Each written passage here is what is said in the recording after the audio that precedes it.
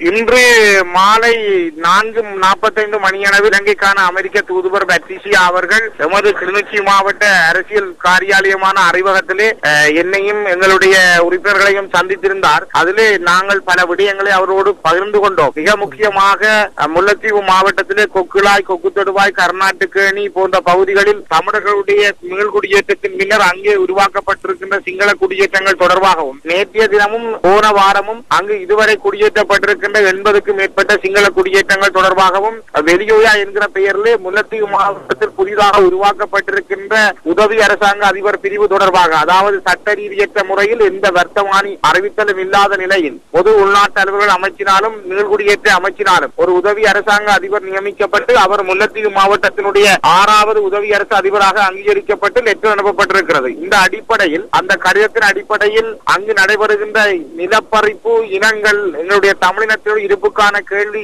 என்பவற்றின் அடிப்படையில் நாங்கள் விடயங்களை அவரோடு பகிர்ந்து கொண்டோம். அதைவிட இலங்கையினுடைய இன பிரச்சனை தீர்க்கப்பட வேண்டுமானால் தமிழ் மக்களுடைய அடிப்படை உரிமைகளான, அடிப்படை அரசியல் அபிலாசைகளான அவர்களுடைய சுயநிர்ணய உரிமை அங்கீகரிக்கப்பட்ட வகையில் அவர்களுக்கு ஒரு நிரந்தரமான அரசியல் தீர்வு இந்த மண்ணிலே, அவர்களுடைய வடக்கு கிழக்கு இணைந்த பூர்வீக மண்ணிலே வழங்கப்பட வேண்டும். அந்த தீர்வுக்காக அமெரிக்கா தன்னுடைய கூடுதலான ஒரு காத்திரமான பங்களிப்பை வழங்க வேண்டும். ஒரு 3ஆம் தரப்பு மத்தியஸ்தம் இல்லாமல் இலங்கையில் இனப்பிரச்சனை தீர்க்கப்பட முடியாத ஒன்று என்பதை நாங்கள் மிக தெளிவாக அவருக்கு கூறியிருக்கின்றோம். அதாவது கடந்த 60 ஆண்டுகால அரசியல் அனுபவங்களை வைத்துக் கொண்டு இலங்கையிலே தமிழ் தேசிய கூட்டமைப்புக்கும் அரசாங்கத்துக்கும் இடையிலான பேச்சுவார்த்தைகள் என்பது ஒரு 3ஆம் தரப்பு மத்தியஸ்தத்துடன் தான் நடைபெற முடியுமே தவிர, இலங்கை அரசும் தமிழ் தேசிய கூட்டமைப்பும் பேசுவதன் மூலம் தீர்வு எட்டப்படும் என்பது ஒரு பொய்யான கதையாகவே அமைந்துவிடும். ஆகவே இது தொடர்பில் அமெரிக்கா ஒரு கூடுதலான பங்களிப்பை வழங்க வேண்டும். அமெரிக்கா ஒரு காத்திரமான பங்களிப்பை இதில் வழங்குவதன் மூலம்தான் எங்களுடைய தமிழர்களுக்கான பிரச்சனைக்கு ஒரு தீர்வை வழங்க முடியும் என்பதை நாங்கள் மிக தெளிவாக சொல்லி இருக்கின்றோம். அதைவிட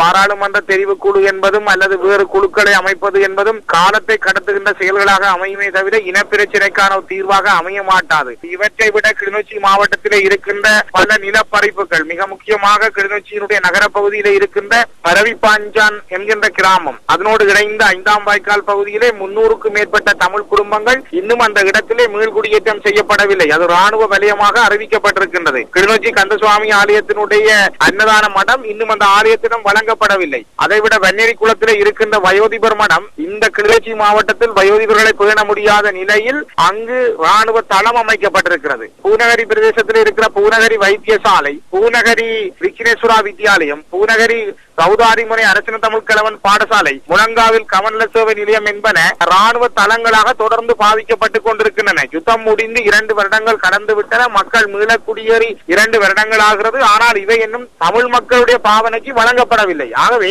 அபிவிருத்தி என்கிற போர்வையில் தமிழர்கள் மிக மிக கேவலமாக சூறையாடப்படுகிறார்கள் என்கிற செய்தியை நான் மிக தெளிவாக அமெரிக்க தூதுவருக்கு நாங்கள் தெளிவுபடுத்தி இருக்கின்றோம். அதைவிட நாங்கள் பல இன்னொரு பிரச்சனைகளுக்கு முகம் கொடுக்கின்றோம்.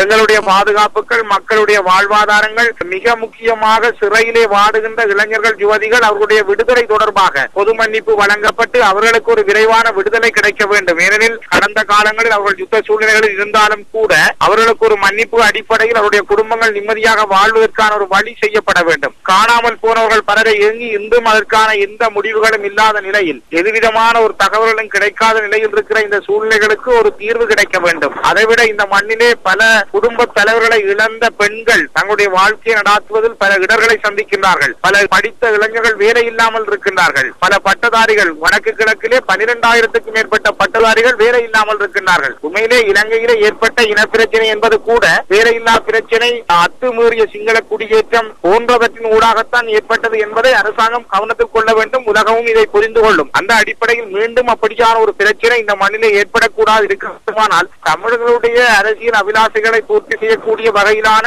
ஒரு நிரந்தர அரசியல் தீர்வு முன்வைக்கப்பட வேண்டும். அது ஒரு 3ஆம் தரப்பு மத்தியஸ்தத்தோடு தான் நடைபெற வேண்டும். அதிலும் அமெரிக்காவின் காத்திரமான பங்கு வகிக்கப்பட வேண்டும் என்பதை நாங்கள் தெளிவாக குறிப்பிட்டிருக்கிறோம்.